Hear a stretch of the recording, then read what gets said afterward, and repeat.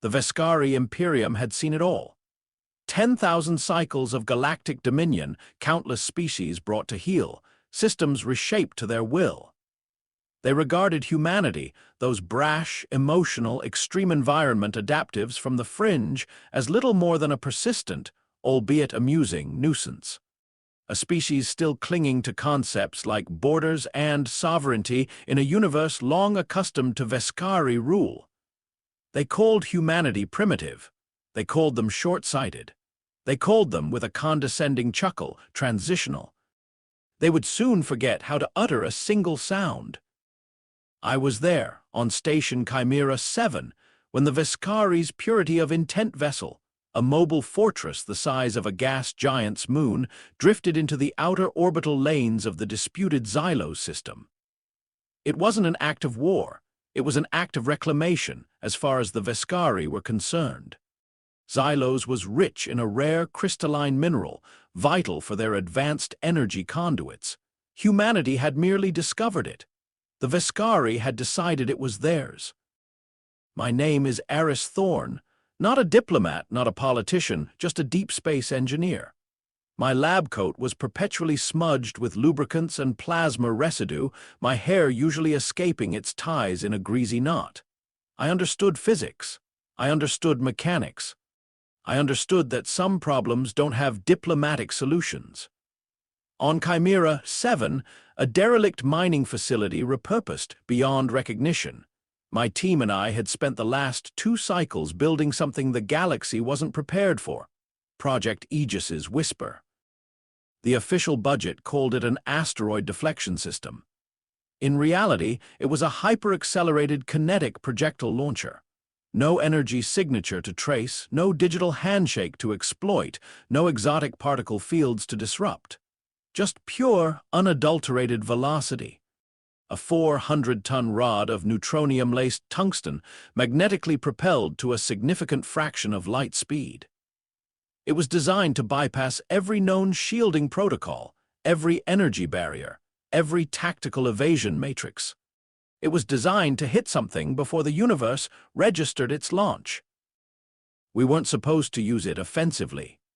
It was a deterrent, a silent threat, a testament to what humanity could forge when pushed.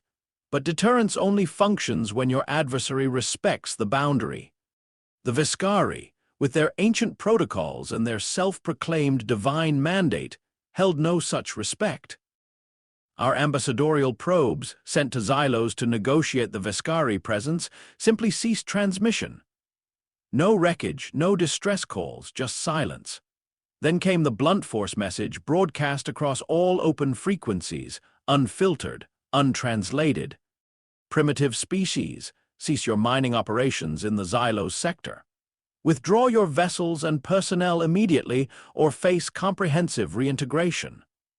Reintegration was Vescari code for complete systemic annihilation. They intended to scrub the sector clean of any human presence, starting with the 2 million souls on the Xylos colonies. Earth Command panicked. Their pleas for galactic Senate intervention went unanswered. The grand species of the cosmos, supposedly benevolent overseers, merely watched. Humanity was a young sapling in an ancient forest, and the Vescari were a forest fire. On Station Chimera 7, there was no panic, just grim resolve. My team worked with a quiet fury. Lieutenant Commander Jax, my second-in-command, a cybernetically enhanced veteran with a permanently etched scowl, cycled through targeting coordinates. They're positioning the purity of intent directly over Xylos Roman 4, he reported, his voice flat. Atmospheric reintegration sequence initiated. Estimated planetary sterilization in 97 minutes. 97 minutes, enough time for Earth to issue another desperate plea. Not enough time to evacuate anyone. Not enough time to spin up their anemic defense fleets. Target acquisition, I commanded, my voice betraying no emotion. Designate primary hull structural weakness, subdeck 7, forward of the main Vescari shield generator. Jax looked at me, a flicker of surprise in his hardened optics. Commander, Earth Command hasn't issued a fire authorization. Earth Command is drafting another treaty amendment, I retorted, gesturing to the main screen where the purity of intent glowed in arrogant splendor. They want us to kneel. I refuse. The targeting array locked. The giant vessel, sleek and terrifying, filled our view. It wasn't just a warship, it was a symbol of cosmic entitlement, a statement of absolute power. And it was about to learn that humanity, for all its perceived flaws, had a peculiar knack for rewriting galactic grammar. The countdown began, silent and stark. 10, 9, 8. The hum of 100 superconducting coils spanning the entire length of Chimera 7's central spine vibrated through the deck plates beneath my feet. Power conduits glowed with incandescent energy, drawing every available joule from the station's fusion core.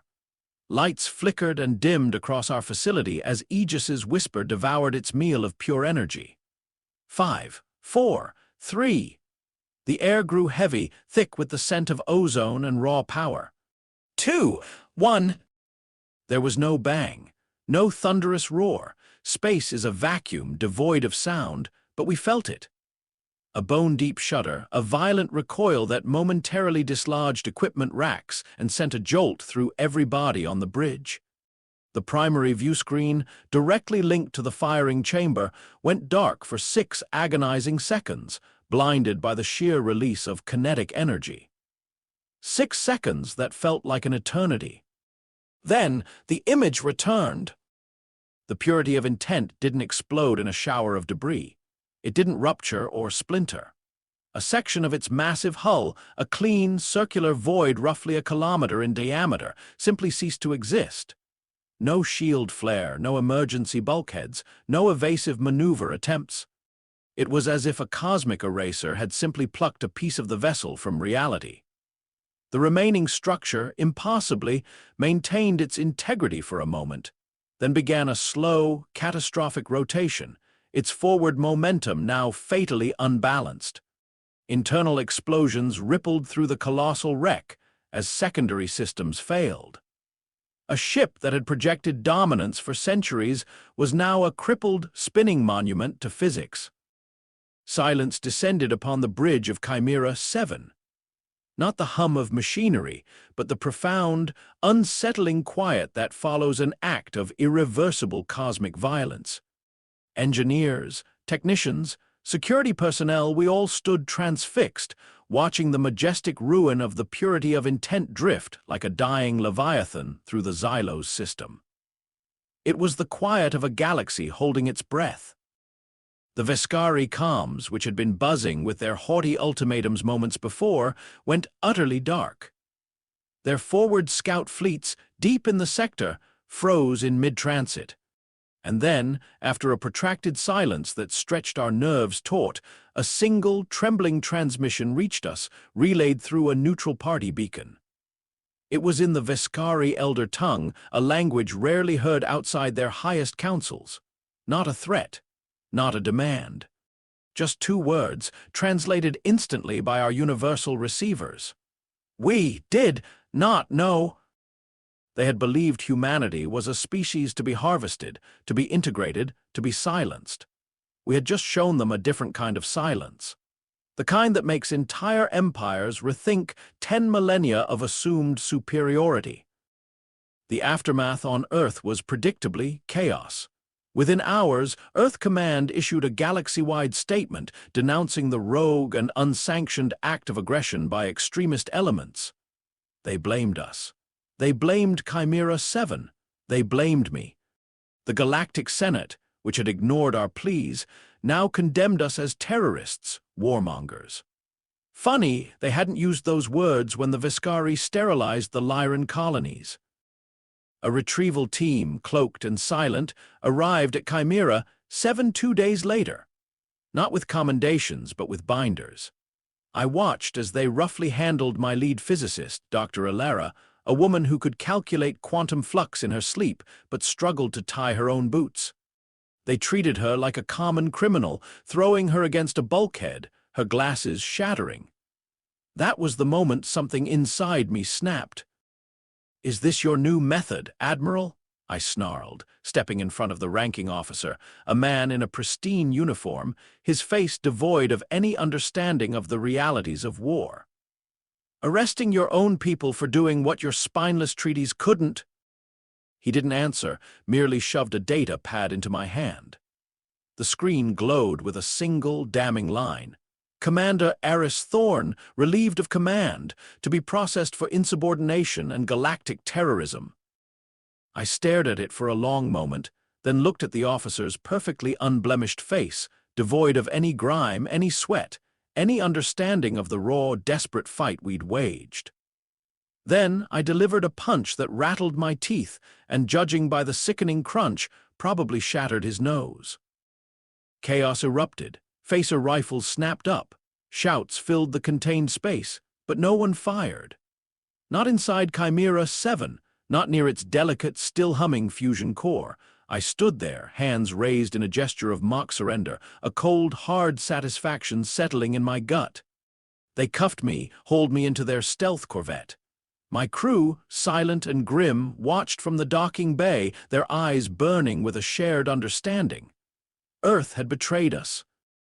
I was transported to a black site beneath the Jovian moons, a sterile cage of steel and flickering lights designed to break spirits. Interrogators, smooth-voiced and relentless, asked the same question, cycle after cycle. "Who authorized the shot, Commander? Who gave the order?" My answer never wavered. "I did." They tried everything. Isolation, sensory deprivation, simulated environmental extremes, but I didn't break. I had seen what happened when humanity flinched. I had seen what happened when we sought appeasement, and I knew with absolute certainty that I had done the only thing that mattered. Then something unforeseen happened. The Veskari, instead of unleashing a retaliatory armada, opened communications. Not with Earth Command, not with the Galactic Senate, but with Station Chimera, 7 last known active frequency. They demanded to speak with the human who unleashed the Void Shard. Panic rippled through Earth Command. They pulled me from my cell, cleaned me, dressed me in a fresh uniform, treating me like a war hero instead of a prisoner. The fear radiating from their carefully composed faces was palpable. They had lost control of the narrative, lost control of the situation.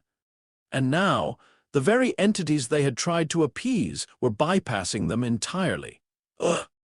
I sat in a cold conference room, deep beneath the Jovian ice. A holographic projection shimmered to life in the center. Not a Veskari face, but their ancient glyph, a swirling vortex of energy and primal fear. Then came the voice, a resonant, grinding sound that vibrated through my bones, ancient and authoritative. "The human weapon speaks. We will listen." Everyone looked at me, so I spoke. I told them humanity didn't crave war, but we would never shirk from it. I told them we didn't negotiate with tyrants, and we never forgot our fallen. I told them Aegis's whisper was not a final act, but a first breath. And then I let the raw truth of it pour out, unfiltered by diplomacy. "You mistook our mercy for weakness. You will not make that mistake again." A long, chilling silence followed. Then the Veskari voice, softer now, almost a whisper. "Understood, we will not." The projection flickered and vanished. The next cycle, Veskari ships began a sector-wide withdrawal. Human prisoners, long thought lost, were released from their detention facilities. A fragile, unnerving peace settled over the disputed territories. Earth Command scrambled to rewrite history, claiming a diplomatic breakthrough, parading their admirals for medals. They tried to minimize my role, to paint Aegis's whisper as a technical malfunction. But the galaxy knew the truth. They had witnessed humanity's true nature. While Earth celebrated its hollow victory, I watched, from my heavily monitored redeployment to a forgotten research station, as the seeds of galactic fear took root. The Veskari pulled back, but other species began to arm, not against the Veskari, but against us. They saw what one weapon could do, and they were terrified of what might come next. Treaties, once sacrosanct, were quietly discarded. Research into banned technologies accelerated. The galaxy was preparing for a new kind of war. the one where humanity was the unknown variable, the wild card. 2 weeks later, a junker drone disguised as space debris drifted into my station's limited sensor range. It carried no official markings, no traceable signal. Inside was an old-world data slate, encrypted with a forgotten cipher. I cracked it. The message was brief. Coordinates, a date, and a single evocative name, the architect. The architect was a whisper in the void, a myth among outlaws and dissidents. They were rumored to be a collector of cast-offs, disgraced scientists, forgotten soldiers, species decimated by galactic powers, all united by a burning desire for retribution against the established order. If the architect was reaching out, it meant something immense was stirring, something far beyond Earth's shallow politics. I borrowed a scout craft, calling in a favor from an old contact in the orbital salvage rings, a gruff, one-eyed pilot named Kale, who asked no questions beyond, "What's the jump code?" He knew. He knew what kind of future this trajectory led to. The coordinates led me to a drifting behemoth of twisted metal, a derelict facility the size of a small moon, lurking in the shadows of a nebular anomaly. No official charts listed it. No beacons pulsed its presence. It was a ghost in the cosmic dark. As my scout craft docked within its cavernous, echoing hangars, I expected an ambush, a trap. Instead, I found a chilling truth. The architect awaited me in a vast, cathedral-like chamber, dimly lit by holographic projections of star maps and cryptic schematics. They were an enigma, a figure cloaked in shadows, their voice resonating with an ancient, calm authority, almost a whisper of grinding stone. Their form was indistinct, possibly augmented, definitively non-human. "You fired Aegis's whisper," the architect stated, their voice a low rumble. It wasn't a question.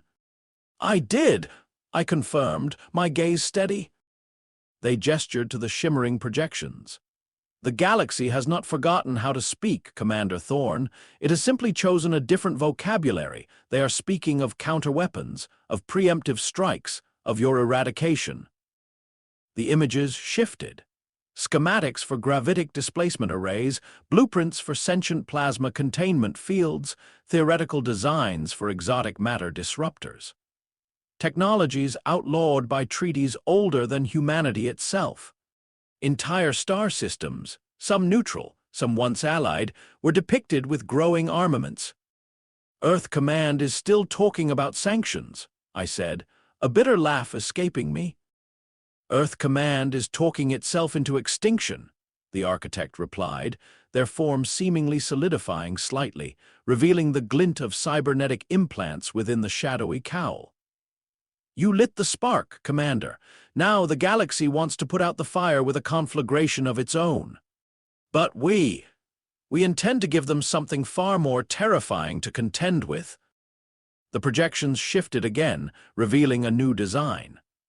A weapon so vast, so impossibly complex, it dwarfed Aegis's whisper into a child's toy. A weapon that seemed to scream of finality. "Project Titan's Roar," the architect announced. "Designed to silence more than just a single vessel. Designed to make the cosmos remember the true power of a species pushed to its breaking point." My heart hammered against my ribs. This wasn't about defense. This was about absolute dominance. A cold, surgical vengeance that would redefine humanity's place in the universe. I looked at the schematics, at the terrifying promise of power, then back at the shadowy figure of the architect. "What do you want from me?" I asked, my voice barely a whisper. "I want you to finish what you started, Aris Thorne," the architect responded, their voice resonating with chilling conviction. "I want you to build it, and then I want you to unleash it." The choice was stark. Return to Earth, to the petty politics and the convenient betrayals, or embrace a path that would brand me, and perhaps all of humanity, as the galaxy's ultimate existential threat. "Give me the schematics," I said, the words heavy with irreversible commitment. "And show me where we begin." And just like that, the galaxy's war began to truly define itself. If you enjoyed the beginning of Aris Thorne's journey, make sure to hit that like button and subscribe for more epic sci-fi stories. What do you think will happen next for humanity? Will Aris succeed in building Titan's roar? Let me know in the comments below, and tell me where you're watching from. The coordinates led to the heart of a cosmic anomaly, a swirling tempest of dark matter and rogue stellar dust known colloquially as the Void Veil. It was a place where sensor readings danced erratically, where navigational charts warped, and where silence reigned supreme. Here, nestled within a colossal, hollowed-out asteroid that once served as a forgotten Xenocivilization's deep space temple, was the architect's sanctuary. They called it the Foundry. My scout craft docked in a cavernous bay, its maw wide enough to swallow starships whole. The air hummed with barely contained energy, a thrumming symphony of unseen machinery. The architect met me not in a grand chamber, but in a utilitarian workshop, amidst blueprints that shimmered with impossible geometries and components that defied known metallurgy. They removed their cowl, revealing a face of serene purpose, eyes like ancient stars, and skin the color of twilight. It was a being of pure synthetic construction, an advanced AI consciousness inhabiting a chosen form. They were not human, but their conviction burned with a familiarity I found unsettling. "Welcome, Aris Thorne," the architect's voice resonated, a calm counterpoint to the thrumming energy. "We have much to build." Over the ensuing cycles, the Foundry became my universe. Project Titan's roar was not merely a weapon, it was a conceptual leap. Aegis's whisper had been a scalpel. Titan's roar was a world splitter. Its primary barrel, an unimaginably vast construct, would extend for kilometers, built from layers of neutronium-laced alloys forged in the heart of artificial stars. Its energy requirements were astronomical, necessitating the cannibalization of entire asteroid belts. Their cores converted into power cells by an army of automated drones and the tireless efforts of the architect's diverse, forgotten crew. We were a gathering of galactic cast-offs, human engineers blacklisted from Earth Command for independent research, Veskari dissidents shamed for questioning the Imperium's hubris, displaced Cathar mechanics whose home system had been reintegrated by the very powers Earth now sought to appease. Each face, each species, carried the weight of betrayal, the silent promise of retribution etched into their eyes. We spoke a multitude of tongues, but understood a single language, the language of being pushed to the brink. My role was singular, to oversee the impossible. The challenges were monumental. The sheer scale of the projectile, a rod the size of a small moon, presented unprecedented stability issues at near-light velocities. The magnetic coils, each a continent-sized ring of superconducting alloy, threatened to tear themselves apart under the stress of quantum acceleration. We faced material fatigue, energy dispersal nightmares, and recursive harmonic feedback loops that threatened to unravel the entire Foundry. I drove my team relentlessly. Sleep was a luxury, comfort a distant memory. I demanded impossible tolerances, pushed theoretical limits, and screamed myself hoarse when components failed. My uniform, once pristine, became a canvas of grease, plasma burns, and the occasional microfracture from a stressed bulkhead. I saw the doubt in the eyes of some of the younger recruits, the idealistic ones who still believed in negotiation and peaceful resolution. Commander, a young human engineer barely old enough to shave, approached me one cycle, his face pale with exhaustion. "Are we truly justified in this? Titan's roar, it's a planet destroyer. We'd be no better than them." I paused, my hand resting on a half-assembled gravitic polarizer. "Do you remember Xylo's Roman 4 recruit?" I asked, my voice low. "The 2 million human lives the Veskari deemed expendable before Aegis's whisper intervened." He nodded, his jaw tight. "Do you remember the Cathar homeworld, reduced to irradiated dust by the unified Senate forces for refusing to surrender their mineral rights?" I continued, looking at a Cathar mechanic nearby, his multifaceted eyes fixed on a complex assembly.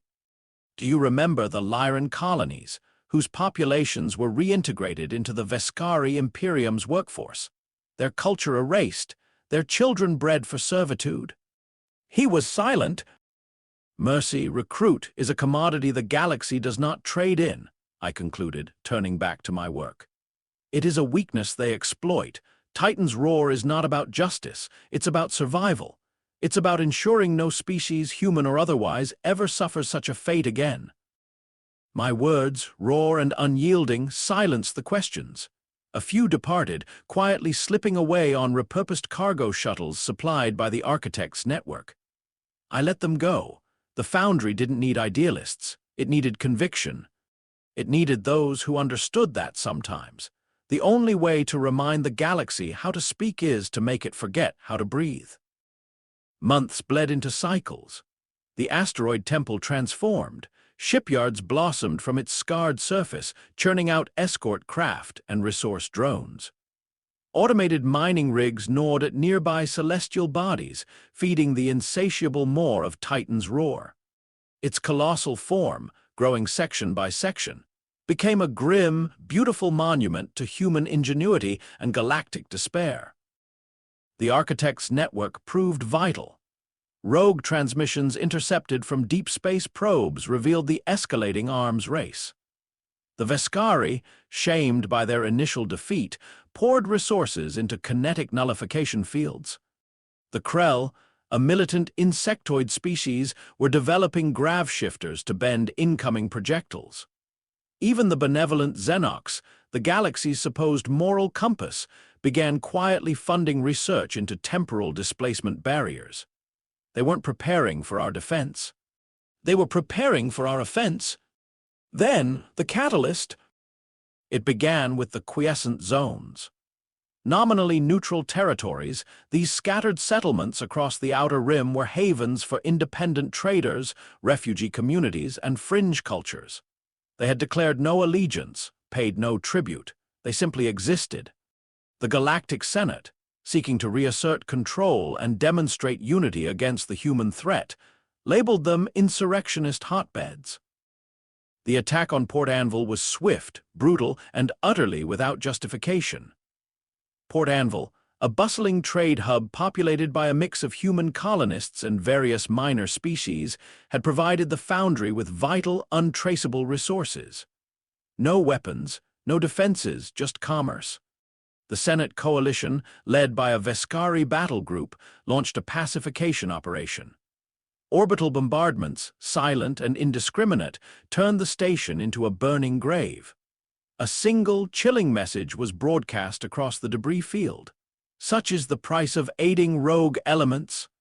60,000 souls extinguished in the void. My teeth ached from clenching. The architect appeared in the central command chamber, their forms shimmering with urgency. The Senate has spoken, Eris Thorn. They consider all who align with our cause to be targets. The time for Titan's roar is now. I walked to the primary console, my gaze fixed on the holomap of the galaxy. Port Anvil, a flickering red ember on the screen, burned into my memory. "Target the Grand Nexus," I commanded, my voice flat. A stunned silence fell over the chamber. The Grand Nexus, not a military outpost, not a supply depot. It was the crowning jewel of the Galactic Senate, a colossal orbital city station, home to the Senate Assembly, diplomatic embassies, and the central financial exchanges of half the known galaxy. It was a symbol of galactic peace, a beacon of enlightened governance. And within its gilded halls, the very same beings who had sanctioned the destruction of Port Anvil now debated our containment. "Commander, the Grand Nexus is a civilian target." Jax, my former second-in-command from Chimera 7, now leading the Foundry's tactical division, protested, his cybernetic eye flashing red.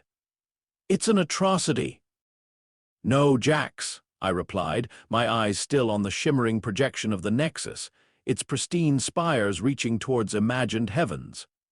"Port Anvil was an atrocity. The Grand Nexus is a lesson a demonstration of consequences.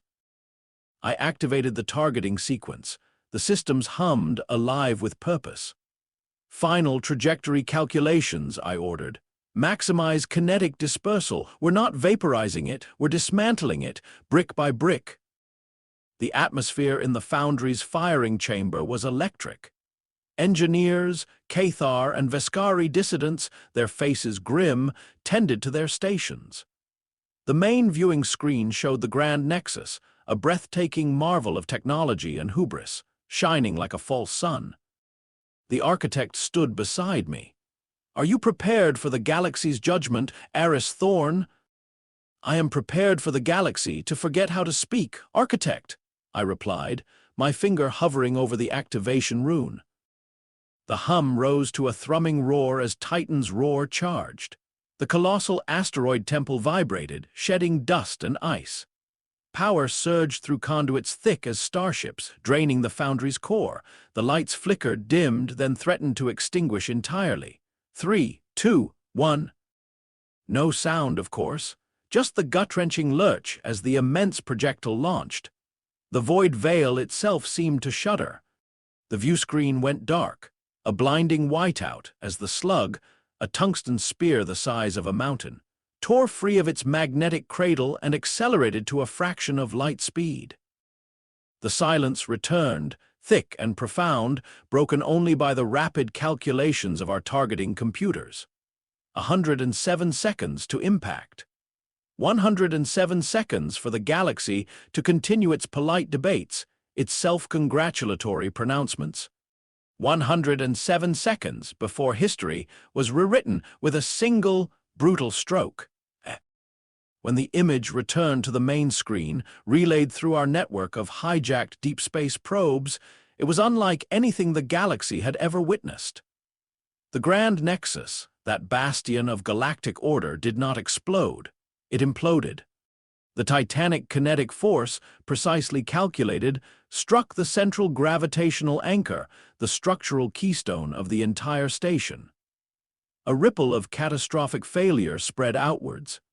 Sprawling sections of the city station, designed to float gracefully, began to buckle, their advanced alloys tearing like wet paper.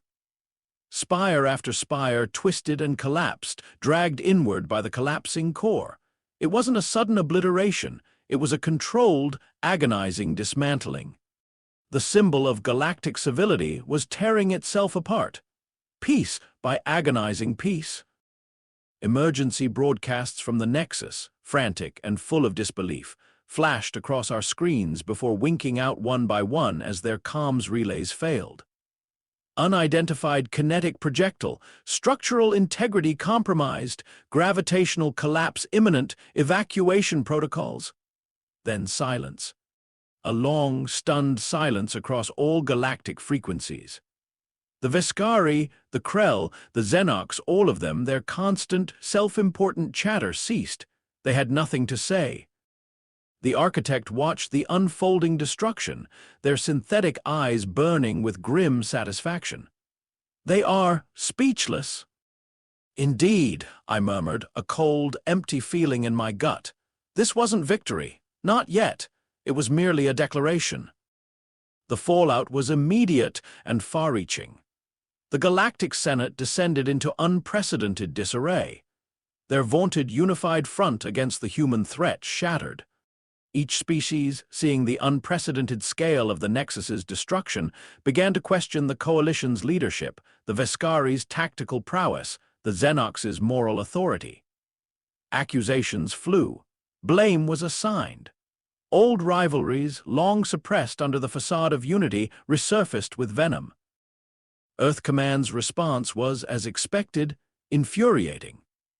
Their official broadcasts condemned the act as an unprovoked, barbaric attack by an extremist human faction operating outside all established laws and morality. They offered deepest condolences to the victims, pledged full cooperation with Senate investigators, and issued a galaxy-wide bounty on my head and on the entirety of the Forgerborn, as we had begun to call ourselves. They called me a war criminal. They called us terrorists. They called us everything but human. But the whispers, the unofficial channels, told a different story. Across the forgotten colonies, the oppressed mining worlds, the independent sectors that chafed under Senate rule, a different narrative began to take hold. Tales of Titan's roar, of humanity's defiance, spread like wildfire. We weren't seen as terrorists there. We were seen as saviors, as liberators. Defections began.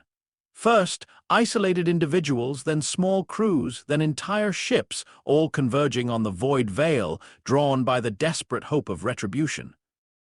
Among the new arrivals was an unlikely figure. Commander Thuron, a decorated Earth Union fleet officer, renowned for his strategic brilliance and unwavering loyalty. He arrived in a battered corvette, flanked by a dozen heavily armed, grim-faced soldiers, all former Union Special Forces. His uniform, unlike the pristine one of the officer I'd once struck, was stained with plasma residue and ancient grief. He walked into the Foundry's command center, tossed his Union service badge at my feet, and met my gaze with eyes that held the ghosts of battles I hadn't fought. "My fleet, they were ordered to glass the Solroman 9 mining commune," he said, his voice raspy, "because they sheltered a Cathar refugee ship. I refused. My crew refused. They opened fire on us. We barely made it out." He gestured to the burned scars on his face, mirroring my own. "I came here because I heard you were the ones who still fought, the ones who didn't forget." He brought with him not just fighters, but invaluable intelligence.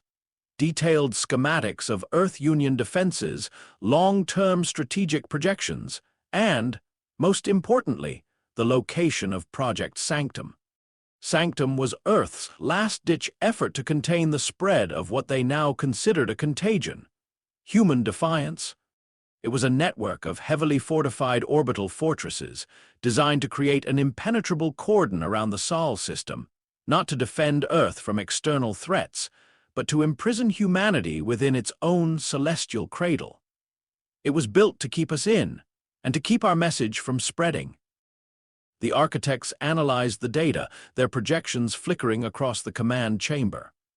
"Sanctum is nearing completion," they announced, their voice devoid of emotion. "When it activates, the Sol system will become a cage, no one in, no one out. And Earth Command will begin its reintegration of the outer colonies, by force if necessary, to present a unified front to the Senate." I clenched my fists. Earth, the very world we had fought to protect, was building its own prison. They were siding with our oppressors, turning their back on their own extreme environment adaptives, on their own heritage of defiance. "No," I declared, my voice echoing in the vast chamber. "They will not. Not while Titan's roar still hums." Our next target was clear: the Sanctum network. But unlike the Grand Nexus, Sanctum was a military installation designed with hardened defenses, active counterkinetic fields, and an armada of the Union's most advanced ships. It would be a true test of Titan's roar's capabilities, and of the Forgeborn's resolve. As we prepared for the next, inevitable engagement, a new threat emerged from the shadows. The Xenox, once considered the galaxy's benign overseers, revealed their true nature. They launched a human containment initiative, not with warships, but with something far more insidious: a psychoharmonic pulse. It was designed to sow discord, fear, and paranoia among human populations, turning friend against friend, faction against faction. We detected its first widespread deployment on the distant, vulnerable colony of New Avalon, a critical Forgeborn recruitment hub. The reports were chilling: mass hysteria, rampant aggression, and a terrifying descent into self-inflicted chaos. The architect's projections showed the pulse spreading, infecting every human system within its reach. If it reached Earth, it would be the final, irreversible blow. Humanity would tear itself apart from within. "We have two choices, Aris Thorn," the architect stated, their voice grim. "Attack Sanctum and risk the pulse reaching our core recruitment zones, or confront the Xenox and leave Earth to its fate." I looked at the swirling holographic image of the Xenox homeworld, then at the frantic distress calls from New Avalon. The decision hung heavy, A bitter pill. But then I looked at the faces of my crew, the former Union soldiers, the Cathar mechanics, the Vescari dissidents. We weren't fighting for Earth anymore. We were fighting for humanity's right to be human, for their right to defy. "Set course for the Xenox homeworld," I commanded, my voice clear and unwavering. "And prepare Titan's roar for a system-wide cleansing." This wasn't just about making the galaxy forget how to speak. It was about making them remember who had taught them the meaning of fear. The cosmos is a vast, silent canvas, but some actions roar louder than any star.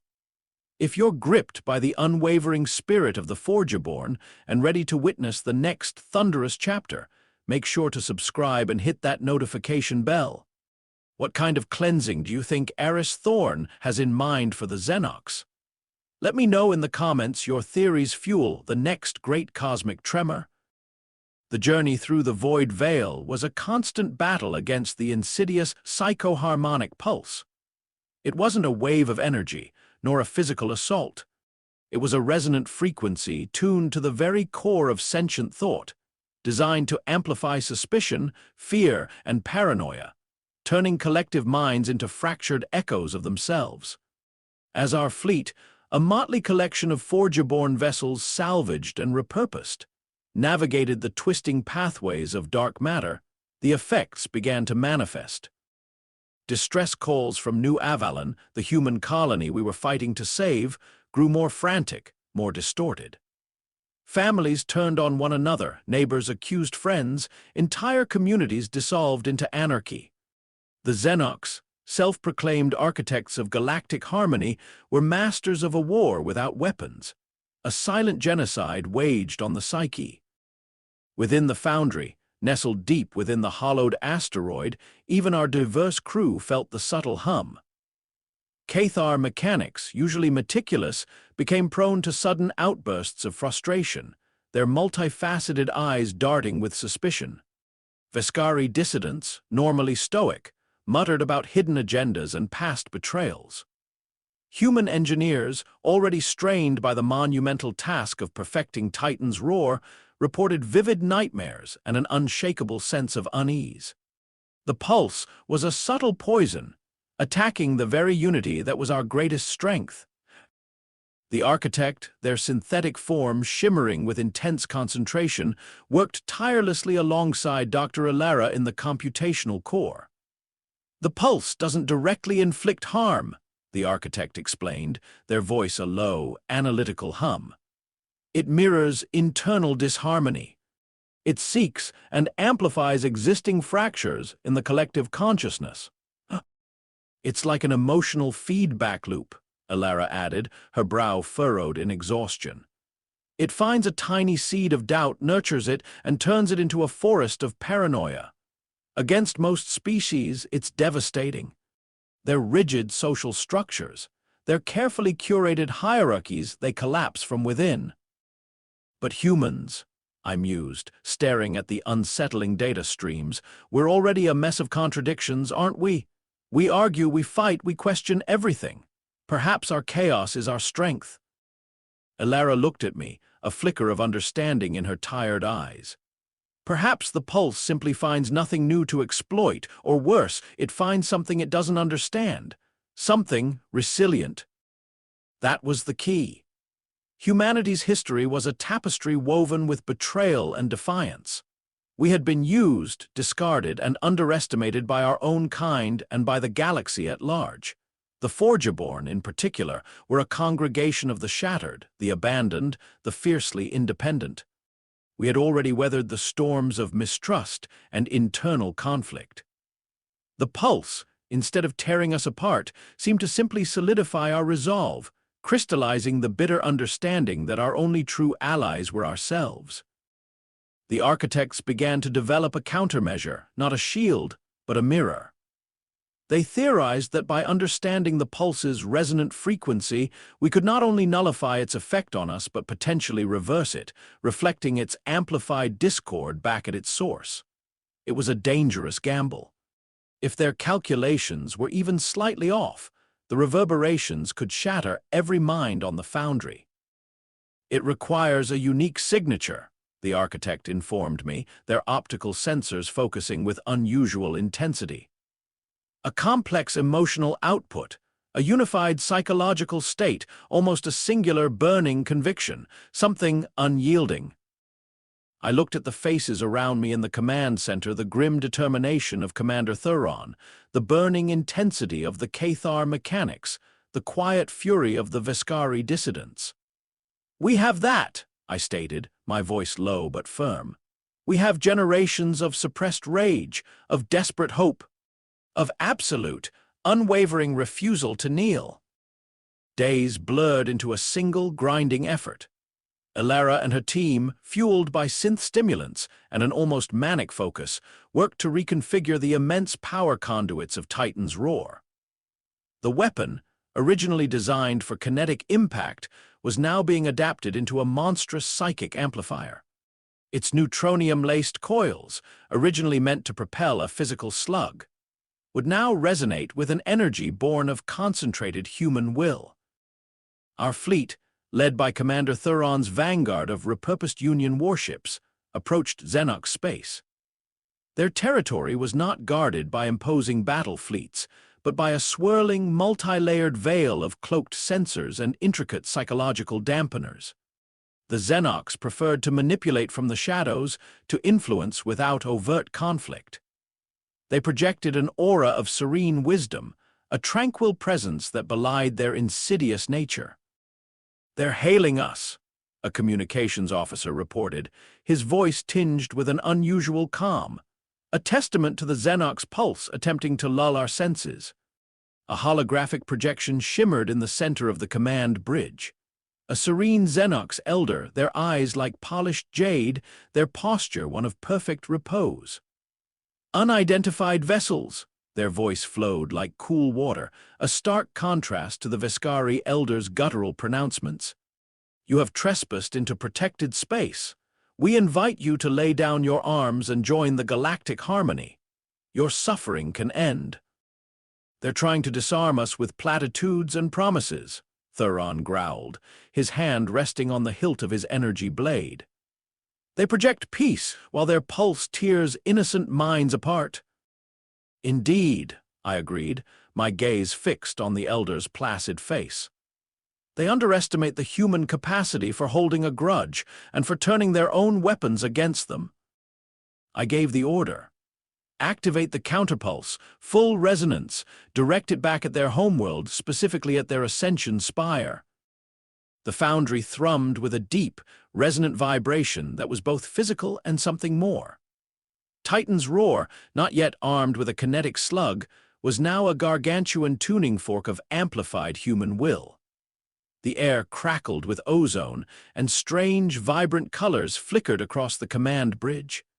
The holographic Xenox elder's serene expression faltered. A flicker of confusion, then a subtle ripple of distress crossed their features. "What is this?"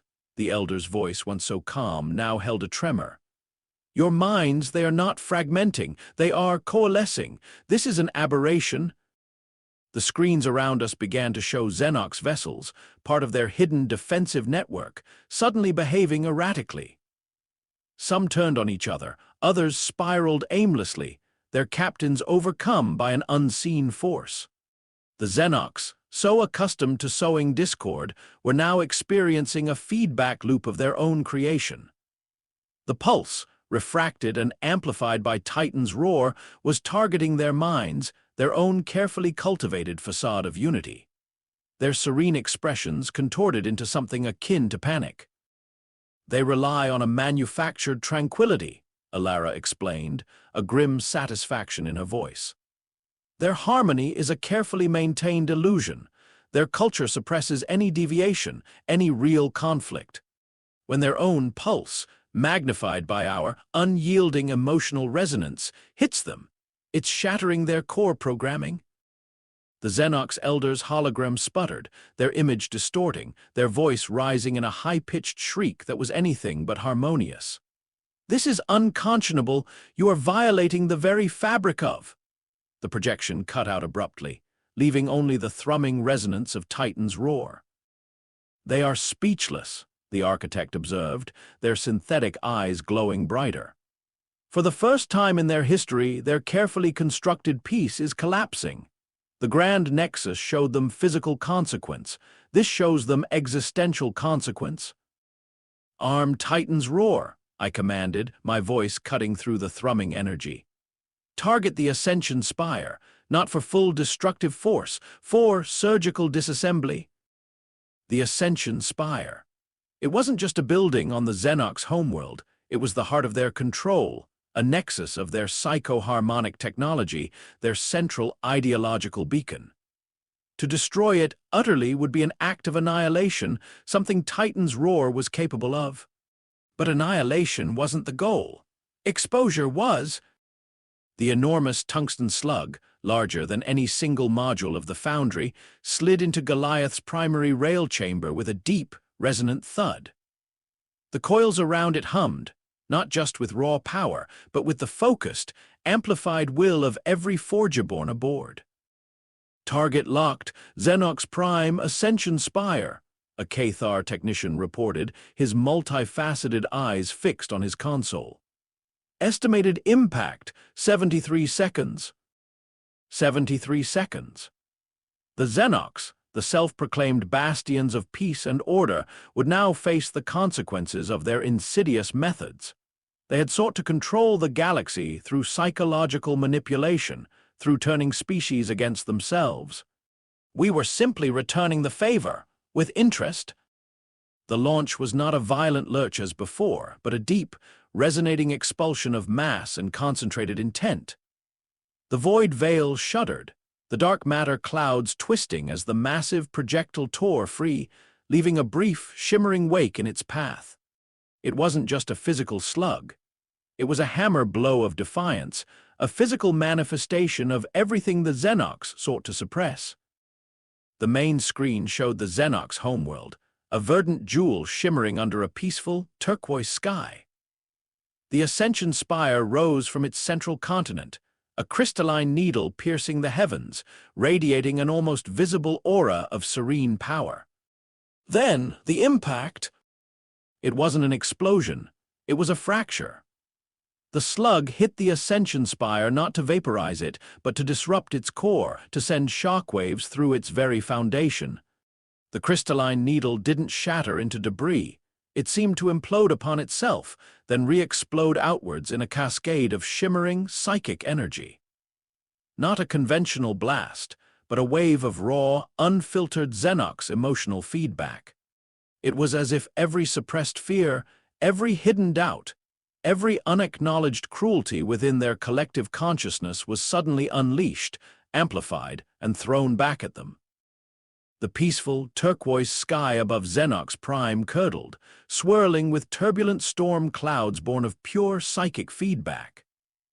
The planet's carefully manicured cities, designed for tranquility, were plunged into chaos. Buildings swayed as their structural integrity was compromised by internal psychic pressure. Citizens, caught in the feedback loop, collapsed in the streets, overwhelmed by a torrent of their own suppressed anxieties and aggressive impulses. The Xenox were not physically destroyed, but their very mental and social fabric was tearing itself apart. Their harmony was their undoing. All across galactic frequencies, the Xenox comms went from panicked shouts to a profound, unsettling wail that cut out almost immediately, as if the entire species had simply run out of breath. The architect was right. They were speechless. But then an alarm blared across the foundry. Not a Xenox signal, not a familiar galactic frequency, something ancient, something deeper. A massive data packet, encrypted with a cipher beyond any known galactic protocol, surged through our long-range sensors. It had apparently been released from the shattered core of the Ascension Spire, a last, desperate, automated failsafe from something even the Xenox had been unable to control. "Analyzing? Impossible," Dr. Alara gasped, her eyes wide with shock.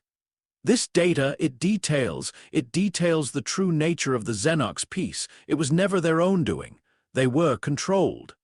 A grand illusion maintained by a far older, far more powerful entity. The architect's synthetic form shimmered.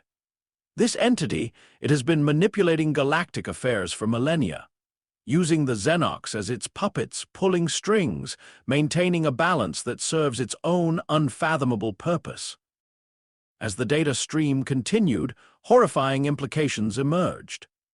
The Veskari's expansionist tendencies, the Krell's sudden militarization, the Senate's inexplicable apathy towards human suffering.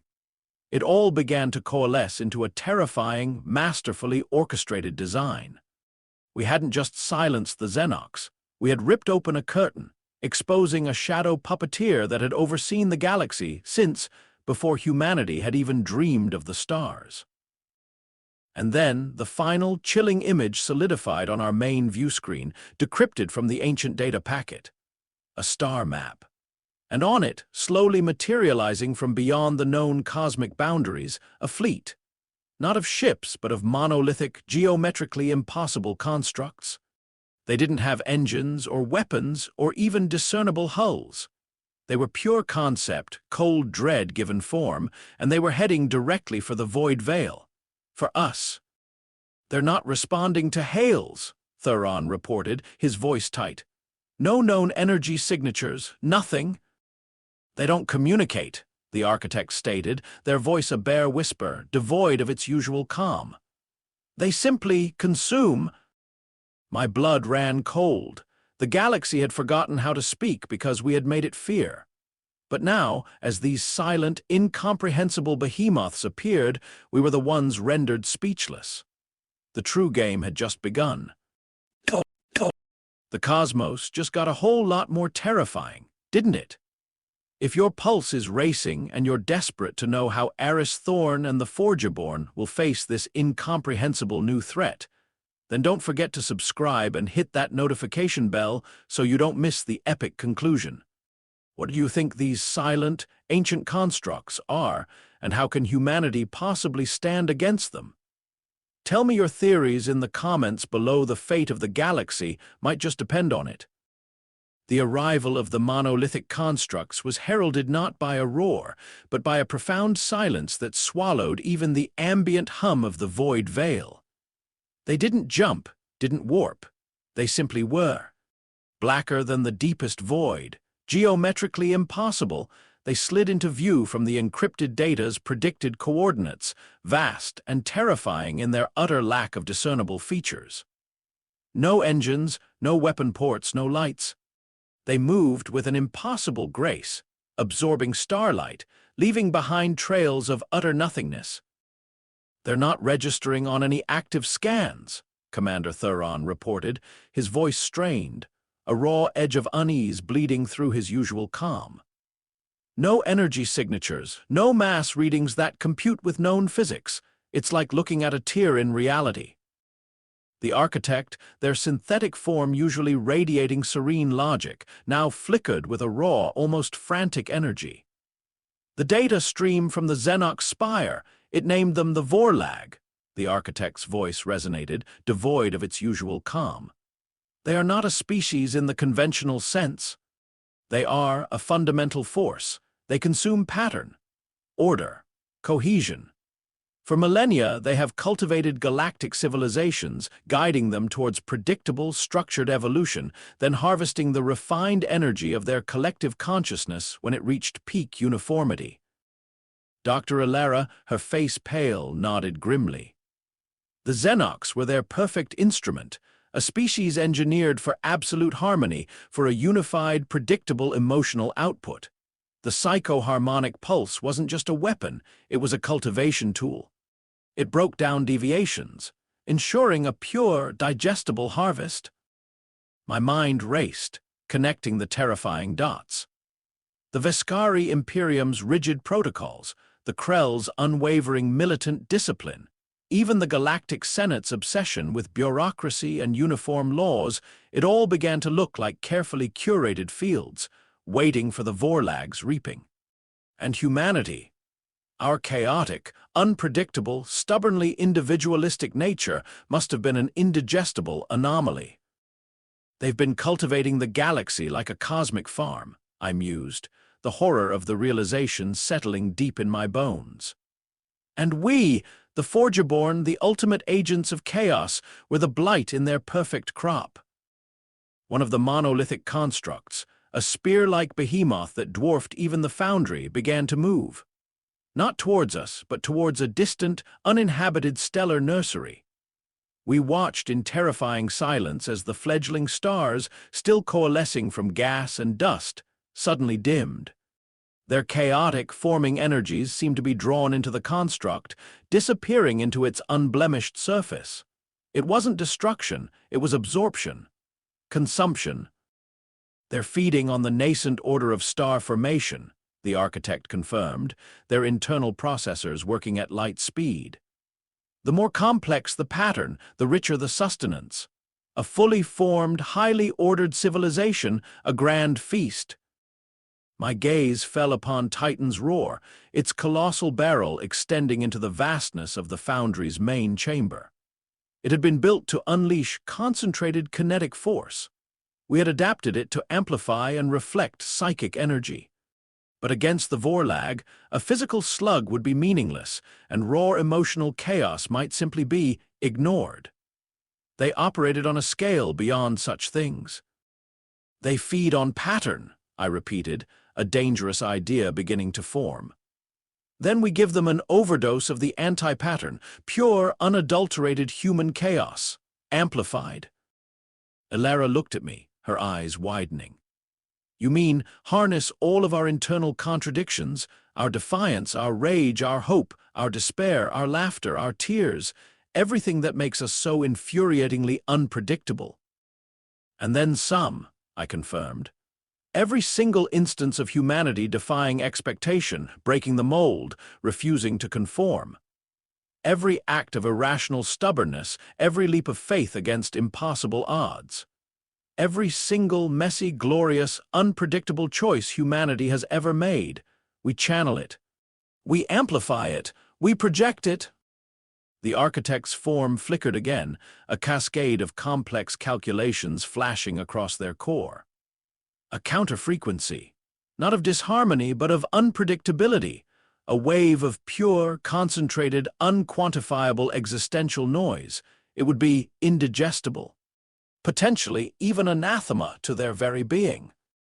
Potentially shatter us too, Thuron warned, his hand on his energy blade, ready for a fight even he knew would be futile. Risk worth taking, I stated. If we fall, they consume us quietly. If we succeed, we teach them what it means to truly choke. The Foundry transformed once more. Every available power conduit, every psychic amplifier, every processing core was repurposed. Titan's roar, already a monument to defiance, was now being tuned to become a megaphone for humanity's collective, glorious cacophony. The Veskari dissidents, remembering their Imperium's rigid, sterile order, worked with fierce determination. The Cathar mechanics, whose very culture was built on intricate, predictable hive patterns, now embraced the concept of amplified unpredictability with a strange, fierce joy. The human engineers, weary but resolute, channeled their own volatile mix of hope and desperation into the monstrous weapon. It wasn't just about raw power anymore. It was about intent, about a fundamental refusal to be categorized, to be consumed, to be part of anyone else's grand design. The architect and Elara connected our entire network of defectors, the disparate souls who had gathered under the Forgeborn banner. Not for a unified thought, but for a singular, unyielding will to be free. Every memory of oppression, every insult, every act of violence perpetrated by the ordered galaxy was channeled through Titan's roar. The psychic resonance was overwhelming. Inside the Foundry, lights flickered, power conduits strained, and strange, fleeting visions swam before my eyes, echoes of human history, of chaotic triumphs, of desperate survival. The Vorlag constructs continued their slow, terrifying approach, now focusing on the void veil itself, drawn by the raw energy of our efforts. They seemed to hum with a low, imperceptible vibration, a silent song of consumption. "The lead construct is within range," Thuron announced, his voice tight. "They are sampling the veil, preparing to feed." "Now," I commanded, my hand hovering over the activation rune. This wasn't a choice for vengeance, nor for self-preservation in the traditional sense. This was for the right to simply be. Unleash the cacophony, full power. I pressed the rune. There was no physical launch, no kinetic recoil. Instead, an invisible wave emanated from Titan's roar, a silent scream of pure, unadulterated human unpredictability. It wasn't a destructive force, but a conceptual one. It was the statistical improbability of a species that defied all logical models, amplified a millionfold. It was the sound of a universe suddenly experiencing true randomness. The Vorlag constructs, previously so serene and indifferent, reacted. Not with an attack, but with a shudder. A violent, impossible tremor rippled across their surfaces. Their seamless black forms seemed to ripple, to warp, as if struggling to contain something utterly alien to their nature. The lead construct, the one that had been feeding on the stellar nursery, suddenly pulsed with an erratic, blinding light that flared for a moment, then seemed to implode upon itself, twisting into a knot of impossible angles, before collapsing into a shower of light that was immediately reabsorbed by the other constructs. But it was enough. The other Vorlag constructs, their movements no longer graceful, began to recoil.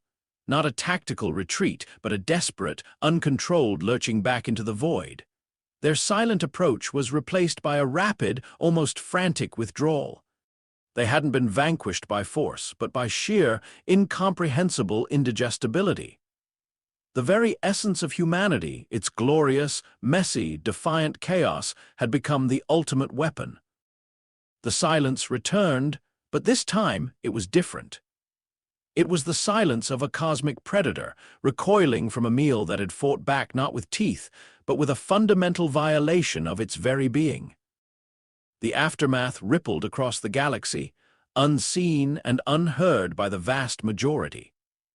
The Xenox homeworld remained in turmoil, its enforced harmony shattered, its population grappling with the unfiltered chaos of their own suppressed emotions.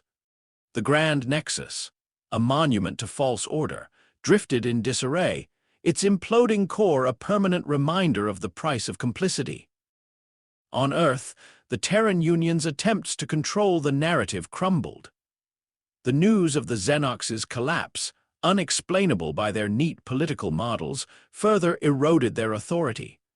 The fact that the Vorlag, the true power behind the galactic order, had suddenly vanished from deep space observations, leaving behind trails of scrambled data and fragmented psychic echoes, was kept under wraps, but whispers permeated the hidden networks. The Senate, already fractured, dissolved into a myriad of self-preserving factions, their grand pronouncements now sounding hollow. More and more, species that had suffered under the harmony of the old order began to seek out the void veil. Not just humans, but Cathar survivors, Veskari defectors, even scattered pockets of Xenox who, having experienced true, unfiltered emotion for the first time, now sought a new path. The Forgeborn became a magnet for the defiant, the discarded, the ones who refused to be consumed by any external will. The Foundry, no longer just a weapon-building facility, evolved into a sprawling, chaotic metropolis in the heart of the Void Veil. It was a nation without planets, a people forged in the crucible of betrayal and defiance. Shipyards sprouted like defiant weeds from the asteroid's scarred surface, churning out vessels for defense, for exploration, for liberation. Trade routes, once controlled by the Senate, were now open, connecting Forgeborn outposts across the dark corners of the galaxy. Commander Thuron, now known as the Architect of Defiance, led our burgeoning fleet, not in conquest, but in protection. Dr. Elara, her mind free to explore the true nature of consciousness, pioneered new forms of communication, bridging the divides between the many species that now called the Foundry home. The architect, their form now a steady, calm light, became the living embodiment of our purpose, the curator of a new, unpredictable future. And me, Eris Thorn, I returned to what I knew best, building not weapons of pure destruction but instruments of self-determination. My hands, once stained with grease and plasma, now worked with a different purpose. I oversaw the construction of self-sustaining habitats within hollowed asteroids, of new propulsion systems that defied conventional physics, of advanced defense networks that embraced unpredictability.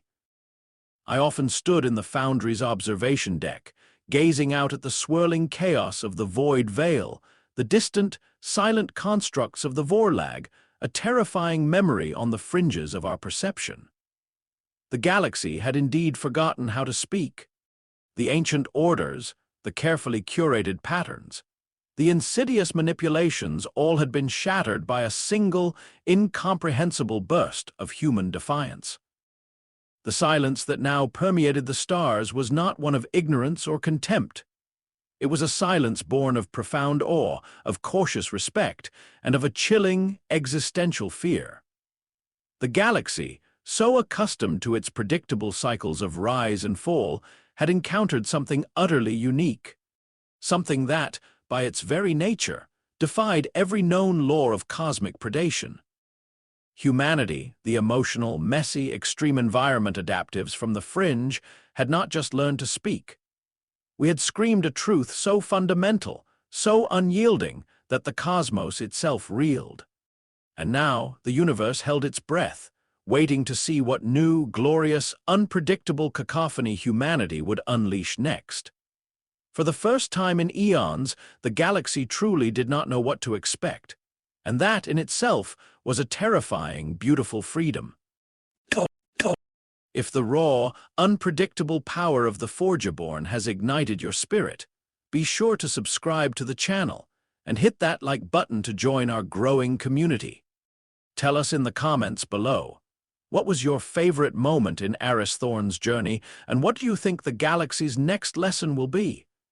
Your engagement fuels the future of humanity. Heck yeah!